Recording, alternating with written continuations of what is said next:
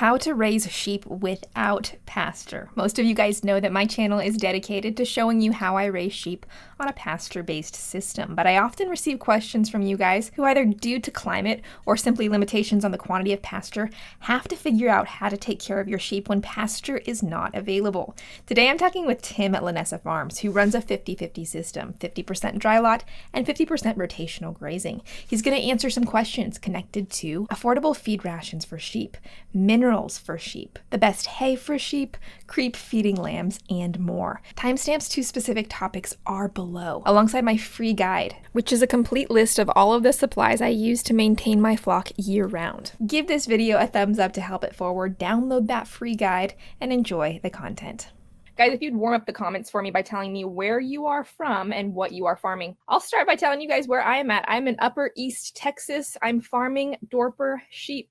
Tim, what about you? So we are in Northwest Indiana, and we raise a lot of different sheep. So I'm kind of a science nerd. We have brought sheep breeds in from all over the United States just so we can get some hands-on learning with them. I have Dorpers that are from West Texas. I have Cordales. I have Poll Dorsets from some of the traditional Poll Dorset flocks like Jeff Hunter. So we have a lot of different breeds, and we've learned a lot of different things along the way. So guys, you heard it. Tim at Linessa Farms raises a multitude of sheep. Give us a little bit of a background on you. Yeah, Indiana. So I grew up in the 1980s growing and raising Cordale sheep with a local farmer. He had about 200 head of sheep. I went into the military, and when I came home, I wanted to buy a lamb to eat, and I got a price on it, and I about fell over. So I told my wife, I said, well, I'm going to get one ram and a couple ewes, and then the whole thing just kind of fell apart from there. So I grew up raising animals, but you know, as you and I had talked about before, things change, methods change, ideas change. There's a never-ending learning curve when it comes to raising livestock. I've really sank my teeth into the science, looking at good evidence-based practice, trying to get as much valuable information as I can and apply it to my flock, and then turn around and hopefully be able to give some of that information to other individuals. So when did you buy your first sheep? What was the year?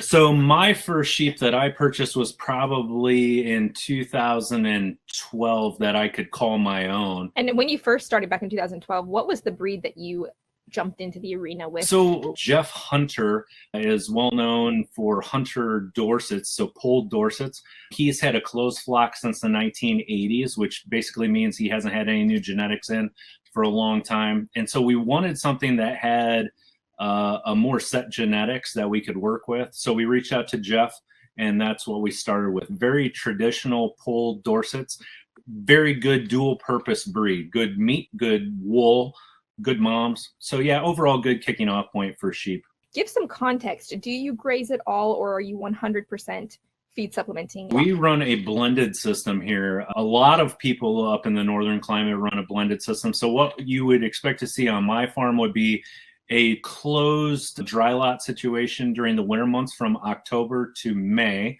And from May until October, we are running out traditional rotational grazing. So very challenging when you're looking at breeds, because getting an animal that can live and survive in dry lot, dealing with the parasites and the problems that you deal with in a dry lot situation, and then turning them out on pasture. Now, when you say parasites, I mean, I'm super familiar with them, and anyone who's on pasture will know about them. But you said, are there specific ones that are specifically challenging when you have that dry lot situation as opposed to pasture? Yeah, when you look at parasites overall, you've got to really widen your view. Now, if you're new to sheep, if you're new to ruminants, you're going to hear a lot of things about things like barber poleworm, but there's other parasites out there that can affect your livestock that are often overlooked, and a lot of times to the detriment of the shepherd or the shepherdess that's raising them. So when we look at parasites, we really need to widen our view, and we need to look at things like not only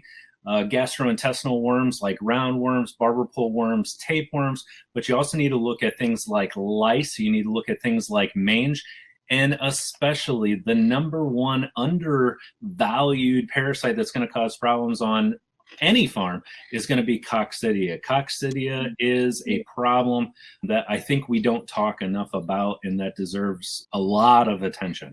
So When you're dealing with a dry lot situation, the issue that you're ultimately going to deal with is cleanliness. How clean is your water? How clean is your bedding?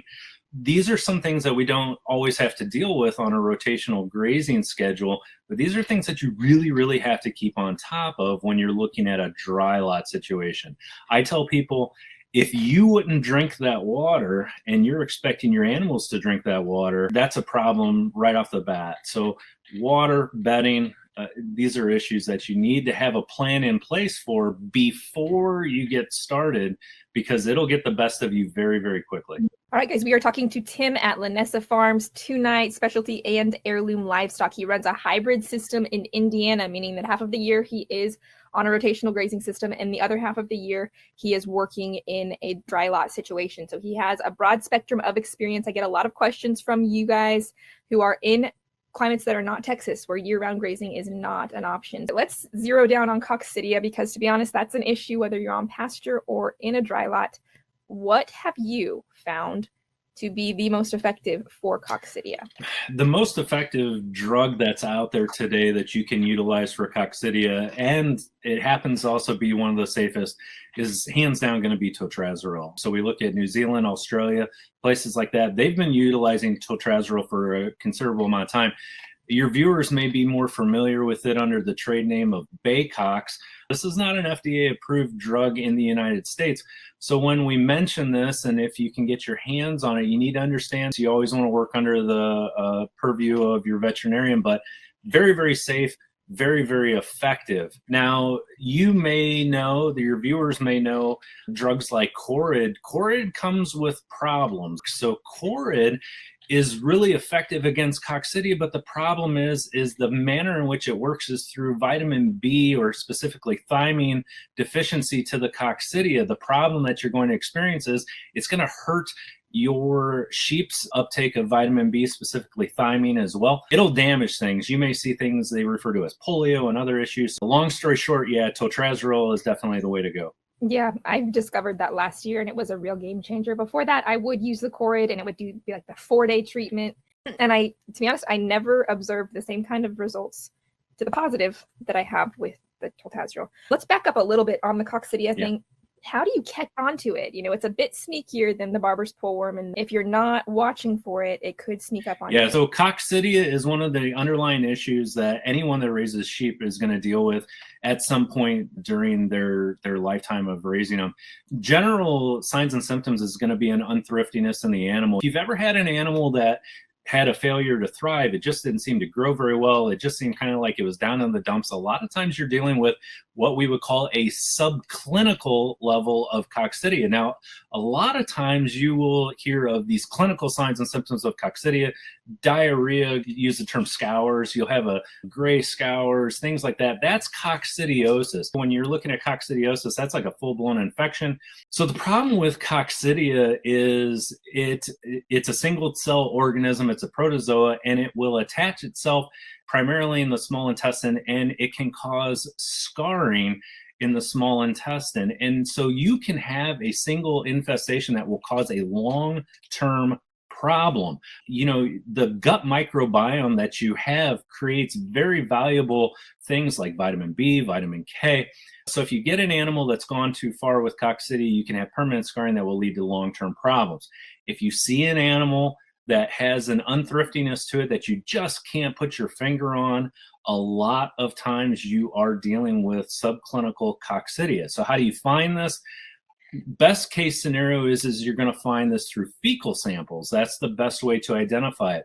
Anthony asks the question, which is possibly on everybody's mind, and that is, does using feed throughout the winter cut into your margins versus full-time? Oh yeah, absolutely. So anytime you bring something new into your farm that has a cost associated with it, so that can be grain, that can be hay, you know, these are commodities, so they change like the wind. So yes, absolutely, you need to think ahead as a producer. You need to be honest with yourself and say, this is the program that I'm willing to do, and you need to budget appropriately for it. Have a plan in place, so if you want to buy commodities, you can have something set in stone that you can get on top of quickly. Let's talk about your dry lot system, what's your feed ration when you guys don't have any grass in Indiana? So this is a complicated question that's going to depend a lot on the breed of sheep that you have. But if you want to kick off at just what is a bare bones, bare minimum that you need to provide, you're going to be looking at 1 flake of hay per head per day. And you can factor on anywhere from a half a pound to 1 pound of corn per head per day. And you can alternate your system depending on the body condition score of your livestock. But I feel that's a good kicking off point. So what do I mean when I say a flake a head per day? Well, what I mean is if you take a small square bale and you break it open, you're going to notice it's going to fall apart into about 12 to 14 little segments. Each segment is what we refer to as a flake. You can generally figure a square bale is going to have 12 to 14 flakes, and you're going to have about 1 flake per head per day. Again, going to vary based on breed, based on age, but there's a good kicking off point that you can start with at, about a flake a head per day and a half a pound of corn per head per day. Corn's going to be at about 7% protein. If you were running a 12% protein feed, you might be able to drop that down a little bit more. So let's zero in a little bit on the protein for sheep. I get this question a lot. What are their protein requirements? I'll just pass that on to you. So protein requirements are going to vary depending on breed. So protein, I always tell my viewers, you can do fine with corn. You can do 7% protein. You can go as high as about 16. Scientific data shows that overall, if you're going over 16% protein, probably more of that is going to be wasted than not. I want to see at least 7%. And I would caution you as to going over 16% unless you had a show animal that you were really, really pushing hard. All right. So Daniel asks, in doubling back to the Coccidia topic, would you just perform regular treatment schedule regardless of symptoms? That's a very good question, and there's different views on that. So when you look at Coccidia, there's 2 different treatment theories that are out there. There's very popular Coccidiostats, that is to say things that keep Coccidia from growing. So that would be things like Decox, which is very familiar to most of you probably. There's Bovatec and there's Rumensin. Those are the top 3 big drugs. Now these drugs are added to a lot of feeds and they help the Coccidia from growing. When we think of treatments, we tend to get more into totrazerol. Now totrazerol is a very, very unique drug in the fact that it will help you to prevent coccidia. It kind of works in that realm of a coccidiostat, and it also works very, very good for coccidiosis, which is very unique about it. So trazodone works in a very interesting way because it kills the coccidia very slowly, and it also prevents it from multiplying. The scientific literature says totrazerol can help them to develop a good immunity to it. Good rule of thumb, especially in a dry lot situation, if you're the type of individual that's comfortable with feeding coccidia drugs, you may want to consider Decox in your feed. And a lot of our friends in places like Australia, they're giving their lambs totrazerol at 30, 60, and 90 days, especially those ones that they plan on showing. Again, we want to keep the coccidia out of the system because they're stealing the growth potential and the feed conversion from those animals. So basically a coccidiostat is kind of a preventative that people who are comfortable with it will feed in their feed, should they be in a feed situation. And then the totrazerol is more of a treatment. You see it, you treat it. That's a pretty good general way of looking at it. All right, so Brenda says, what type of feeder system do you use for your wool sheep? We utilize what we refer to as a creep system. You guys may have heard of that before. A creep system is a system that's in place that allows the smaller animals to get into their own area where they can get their own feed, and it keeps the adults out. You know, we always talk about the spiral that we can get into where my bigs are getting bigger and my littles are getting littler, you know, where my big animals are pushing the smaller animals out, the smaller animals aren't able to get it. And so that's where a creep system can come into play for you. Essentially, we are setting up an environment where we can regulate loosely the amount of animals that have access to this feed. I feed from birth until weaning. I feed on a full feed creep system, which scares the heck out of people. They can have that feed anytime they want, and it's limited as to who can get in there and who cannot. We are speaking here with Tim at Linessa Farms. Half of the year, Tim runs on a dry lot system, and half of the year he runs in a rotational grazing system. A baseline you just left was 1 flake of hay per head per day, and then 1/2 to a pound of a grain supplement per day. And that's when you don't have any pasture in front of the animal at all. Talk a little bit about your lambs and, once they're born, basically give us a birth to market diet. So birth to market diet, again, is going to reflect back to that creep feeding system. All of our wool lambs are going to have free access to creep, which is going to be free access to 14 to 16% grain mix. Plus, they're going to have their own easier to digest hay that's going to be provided to them. So we put a little bit nicer hay in with the lambs just so they can get used to nibbling on that.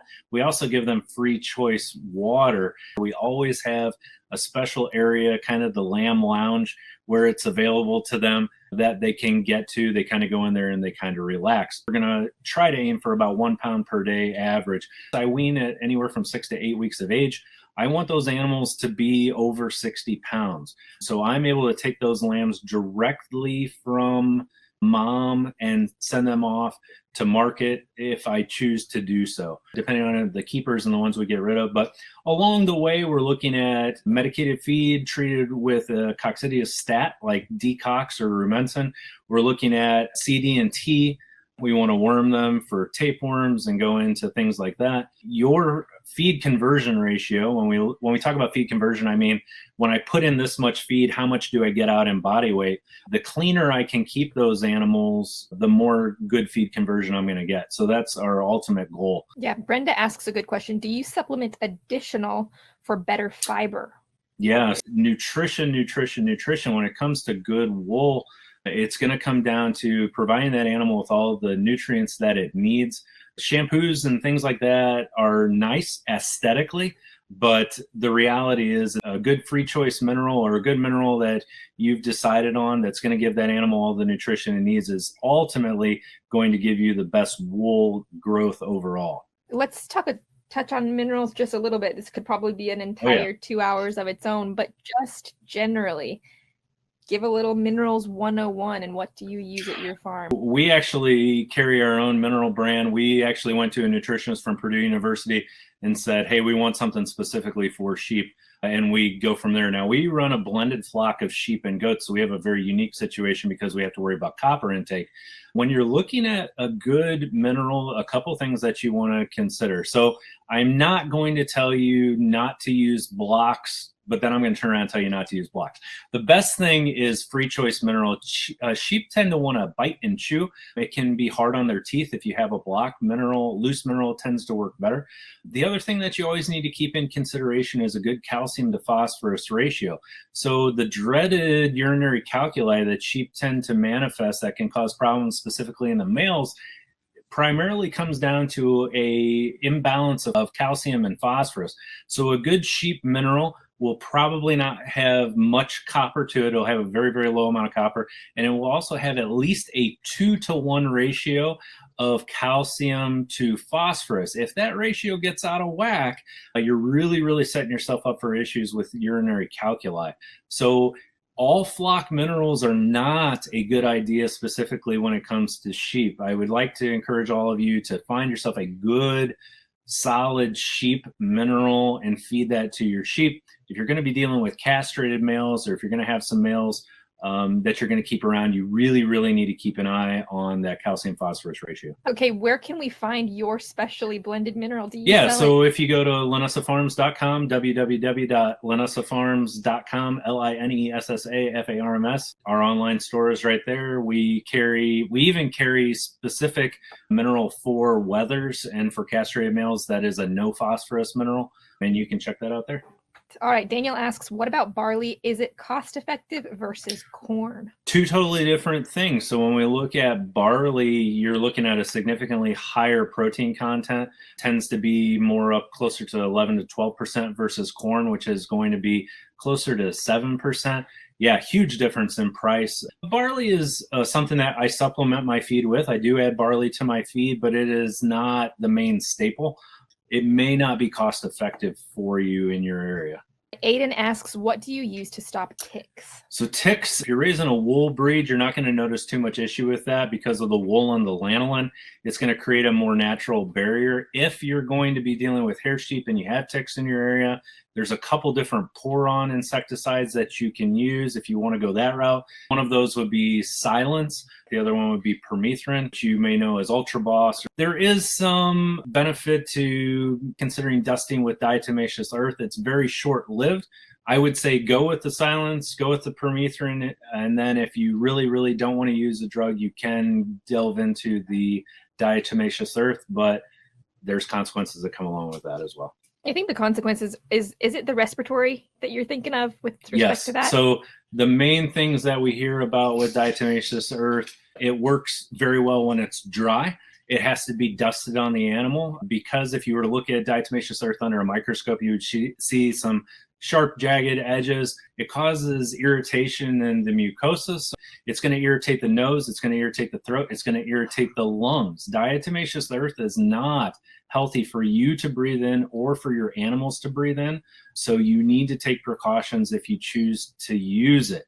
Once it becomes wet, it just doesn't work. And when you read about how diatomaceous earth works, you'll understand it more, but you just have to take my word for it. It's got to be dry to work effectively.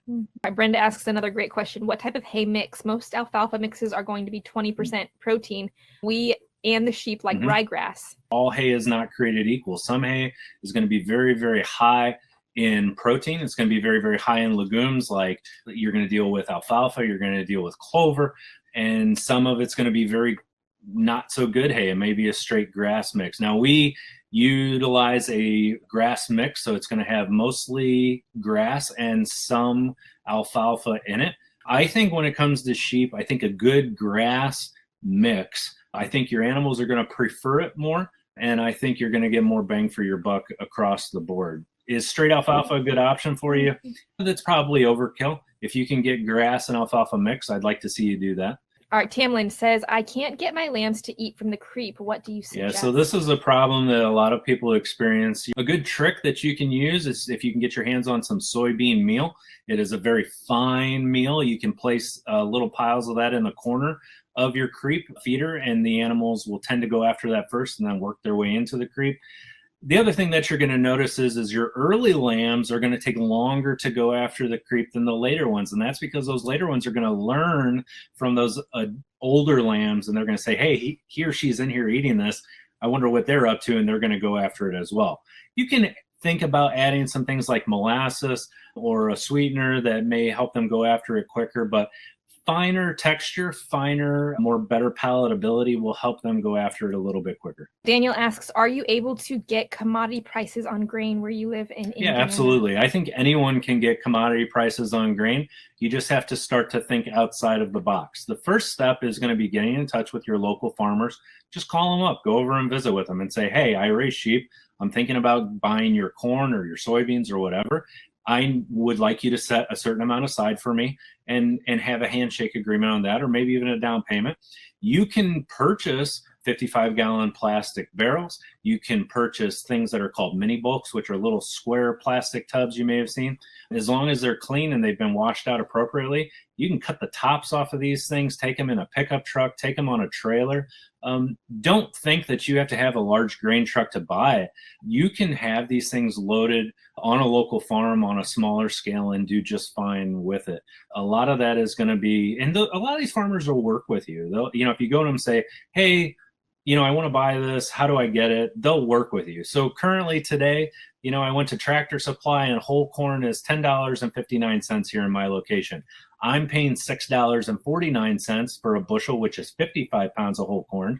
And that's because I'm going directly to the farmer. So we're looking at $4 difference for every 50 to 55 pounds I'm buying. That's a huge difference. And it's absolutely anything that anyone can do. So you are suggesting going direct to farmer and essentially finding a way to store in bulk?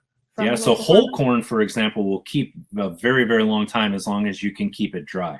So I would suggest, do your best to get the best bang for your buck. And so what happens on a grand scale? Well, the farmer sells this to someone who trucks it to a plant, who then in turn bags it and sells it to the big box store, who turns around and sells it to you.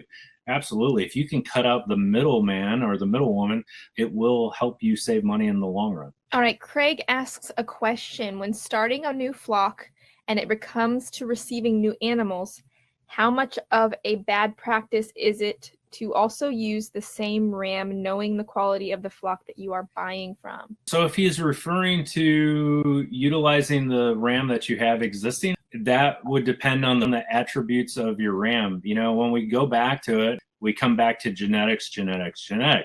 Does this ram, does this ewe have the genetics that I want? Does it have the loin length that I want, the leg that I want?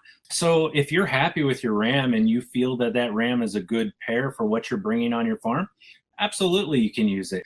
But if you want to continually improve, at some point you're going to have to look at bringing new genetics into that farm, and the best bang for your buck is going to be on your ram. The best bang for your buck is going to bring a new male into your farm. Sell the existing ram that you have, get your money out of them, invest that money into another ram, and then go from there. So we are talking with Tim at Linessa Farms, specialty and heirloom livestock. So you guys can find him on YouTube. So Rosalie says, what's your transition method from dry lot to pasture for dorpers? So dry lot to pasture, this is a very crucial step that you need to be very, very cautious about. The number one thing that we worry about when transitioning an animal from a dry lot situation to a rotational grazing situation is going to be bloat.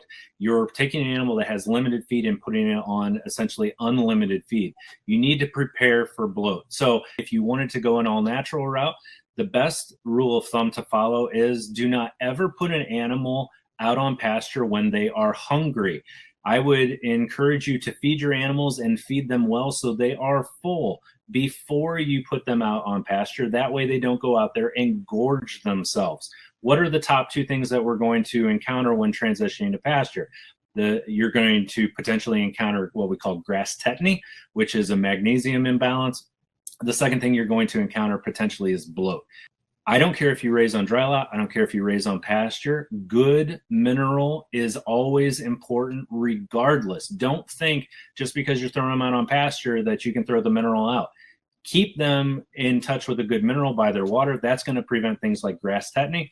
Watch them for bloat. If you don't have a bottle of TheraBloat, go online and buy it. It's $14. It's the best money you'll ever spend.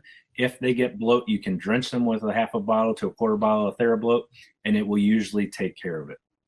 All right, Jenna asks, if you have a blend of goats and sheep, do you separately supplement the goats with copper? If so, how do you do that? I have a copper bolus, but it's so frustrating. It is very frustrating. The short answer is this. We feed all of our sheep and all of our goats a sheep mineral. No copper, very, very little copper. In order to overcome this, we are actually giving our goats an injection, an off-label injection of a medication called Multimin 90, which contains copper. I do not give copper boluses anymore. I actually inject my goats with this Multimin 90, which is copper, selenium, manganese, and cobalt, I believe, once every 6 months. Best rule of thumb is feed them all sheep feed, feed them all sheep mineral, and supplement as needed. Charlena, what would you suggest for a Shetland ram who became lethargic, laying around a lot, not interested in eating? In Arizona, it's 90 plus. We are feeding alfalfa. Could this be bloat or an illness or just the heat? So when we look at animals and we see that they're not acting right, that's good that you notice that. That's a very important part of it. So before you start throwing the kitchen sink at any animal, you need to do your due diligence of a basic checkup. This is going to involve checking that animal's body temperature, checking that animal's Fomantia score, checking those eyelids for potential parasites, looking, do they have a snotty nose? Do they have scours? Anything like that. Once you nail down what the true signs and symptoms are, then you can move forward from there. If it's running a fever, it probably has some type of a bacterial or viral infection. If its eyelids are pale, it may have worms. So hopefully that gives you a good kicking off point of things to consider. Charlena, definitely check the eyelids. And then sometimes, I don't know if you notice this as well, Tim, yeah. the jaw Absolutely. line is something good to feel with respect to bottle jaw and anything sloshy down there. Absolutely. You probably got some worms on your hand. So Brenda asks, what should the temperature be? I would like to see somewhere between 101.5 and 103. If you're in the 102 range, you're looking at pretty good. You start getting over 103.5 to 104, you may have an issue coming up. So go to the farm store, get yourself a good thermometer. It's going to be the best way to take the temperature is rectally, and go from there. A good sign that you're dealing with a bacterial infection is going to be an increased body temperature. Now, if an animal is really, really sick for a long period of time, we can start to develop what we know as sepsis. Think of that as like a systemic infection. And at that point, the body temperature can actually drop. So I want you to watch for big swings in body temperature. Is it really, really low? Is it really, really high? Either one that you're looking at, you may be dealing with a pretty heavy duty bacterial or viral infection. Tim in the comments asks, any experience with the Royal Royal Royal Whites breed are a great breed. They're one of the newer breeds. Kind of introduces a couple good breeds together. Anytime we introduce new breeds together, we get what's called hybrid vigor. So hybrid vigor is when you have genetic pools that come together that haven't been together for a very long time. Now, back in the day, for additional weight, we would oftentimes see a black face wool breed bred on white face wool. Now we're starting to see some more traditional hair. So you're starting to see a lot of people introducing Dorpers into their flocks, crossbreeding up with Katahdins and things like that. There used to be a lot of money in wool. When I was a kid, the United States government would subsidize wool. We could get $1 a pound. Now it's almost worthless unless you know a specialty breeder. So when you look at the Royal White, when you look at some of the new Australian breeds, things like that, what you're seeing is those crossings up of some more prolific, more hardy hair sheep to try to bypass some of the traditional problems we see. And it's just where the market's going. You know, wool is not what it once was.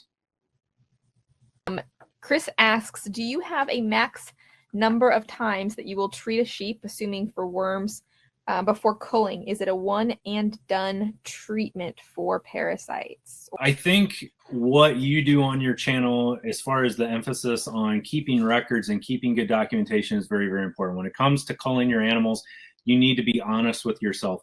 And first thing you need to do when you come to culling time is you need to look at those records. Did this animal have a problem?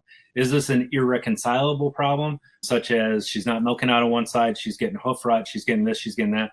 Or is this like a one-off? There's certain things that are going to be a one-off, but overall, if you have any serious problems with any of your animals, you need to get rid of that animal. Culling is tough, but you need to be extremely critical when it comes to culling. When it comes to, if I'm going to speak specifically to the parasite thing and the culling in relation to that, if I was to cull every single one of my sheep that's had 2 dewormers in its life, I would have no flock left. But what I do annually, because parasite resistance is a big deal for me and it's one of my main priorities in my breeding stock, is that I will cull essentially the bottom 20%. And that's where, like Tim said, keeping the records and knowing, okay, how many times did I deworm this animal? Is number 62, 66, and whatever at that bottom 20%. And are they going to go in order to facilitate my goals? And so I think that is really a good way to address culling. And Tim, weigh in on this. A lot of people will ask me for like a standard, culling standards. Culling, when should I cull? When should I cull? A good time to look at them is right after weaning, because a lot of things are fresh in your mind about how was this animal as a mother, or if you develop problems with the babies, is it an issue with the father? The other thing that you need to look at and be honest with yourself is there is a fine line between, can I keep this animal healthy, and is this animal actually healthy? Just because you found a wormer that works really good for you and you can worm them over and over and over and over and over and keep them clean, that is still not an animal that you want to keep on your farm. So, be honest with yourself and say, what does this animal do on its own without my input versus how much input is required? And then you have to make a decision from there. If you've got a ewe that's got high maintenance and now you're going to bring her babies into your farm, you can slowly turn your farm into a nightmare without appropriate culling, for sure. She said, I had a ewe last year who had a single and the lamb only nursed one side. For whatever reason, we didn't cull her because we thought she had a bad udder. She gave us twins this year and both sides are functional and her lambs are doing great. Would you still cull? No. So don't Try not to discount any of your ewe lambs the first year. So first year, we will give them a pass. Babies tend to find one side that they like, and they tend to go off of that side. So you've really got to watch them so that they don't do that. That's an issue that you may deal with singles on a mature mom or on a new mom. So I think it worked out good for you. I'm glad to hear that worked out good for you. Based on what you're telling me, I don't see any reason to call the ewe. Jenna says, after 3 years of too much mercy for the farm, a good culling practice makes your farm experience so much more pleasant. And then Lee says, cull. We were actually talking about this a little bit. That decision's really hard, but I looked at it. It's like pruning a tree. You lop off that branch and you're sure the tree is going to die. But making good culling decisions is only going to give you a stronger season next year. And you're going to be really surprised at how quickly, basically, making the decision to put 5 animals out of your flock will really, really rebuild and strengthen that tree. All right, Tim, tell people where they can find you, because I am positive that after listening to you talk tonight, they want more information that you've been spouting off. Sure. Tell them where they can find you. I will put my address in here. It's just www.linessafarms.com. Become a good consumer of information. Reach out, find what works for you with different channels. I appreciate groupies as much as the next person, but there's lots of valuable information. Some of it's going to work for you and some of it isn't. What I do may not work for you. Check it out. If it works for you, great. And if not, that's okay too. Hopefully you'll take away something that will be helpful to you. If you're looking for something to watch next, check out my video, Meat Goat Farming for Beginners, an interview with Carl Abel.